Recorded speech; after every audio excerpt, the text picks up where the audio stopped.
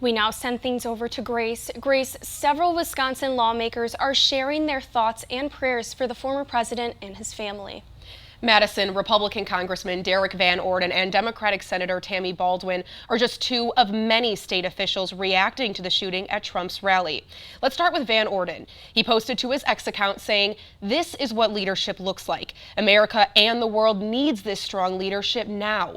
He tagged the former president in the post and shared the picture of him holding his fist in the air moments after reportedly being shot.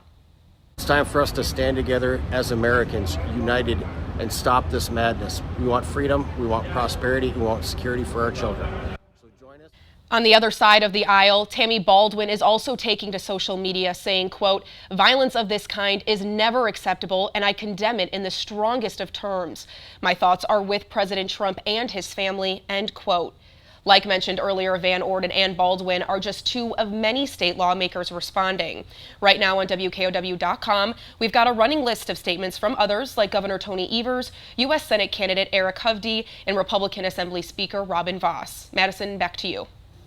Thanks, Grace. And now let's bring in Jarrell Ballard, who has you covered on how this could impact the Republican National Convention in Milwaukee. Jarrell? Yeah, hey Maddie, the RNC is happening in Milwaukee in less than 48 hours. And tonight, we now know that former President Trump will be there this week. Now, the former president and the RNC host committee released a joint statement tonight saying President Trump looks forward to joining everyone in Milwaukee and will proceed with the nomination process. He will accept the nomination on Thursday night at Pfizer Forum. And of course, security will be certainly top of mind.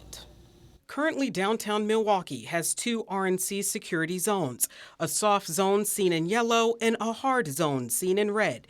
Milwaukee Common Council recently tried to ban guns inside the yellow zone, but was unsuccessful because state law prohibits the city from banning firearms. Guns are not allowed inside the hard security zone, which is where Pfizer Forum is, and that's where former President Trump is expected to accept the nomination.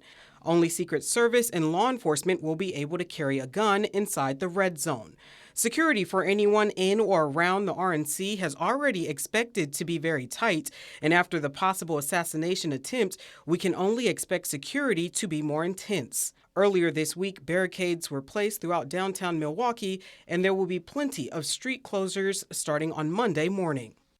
Now, of course, closer to home, both the Madison Police Department and the UW Police Department plan to send officers to downtown Milwaukee to help with security. We reached out to both agencies since the Trump rally shooting, but have not heard back yet. Tonight, the Dane County Sheriff Office also said they plan to dedicate staff and resources to Milwaukee for the upcoming convention. All right, thank you for that update, Jarrell. The Coalition to March on the RNC released a statement as well, reaffirming the group's commitment to holding a march during the RNC. Part of the statement says, quote, "We have teams of experienced marshals and medics prepared to keep us safe. We are confident in our security plan. We uphold our agreement with the city to march within sight and sound of the Pfizer Forum without being impeded by law enforcement," end quote. 27 News had you covered on this breaking news from the start. We've sent out several alerts tonight through the 27 News Now app. We'll continue to post developments there and on WKOW.com.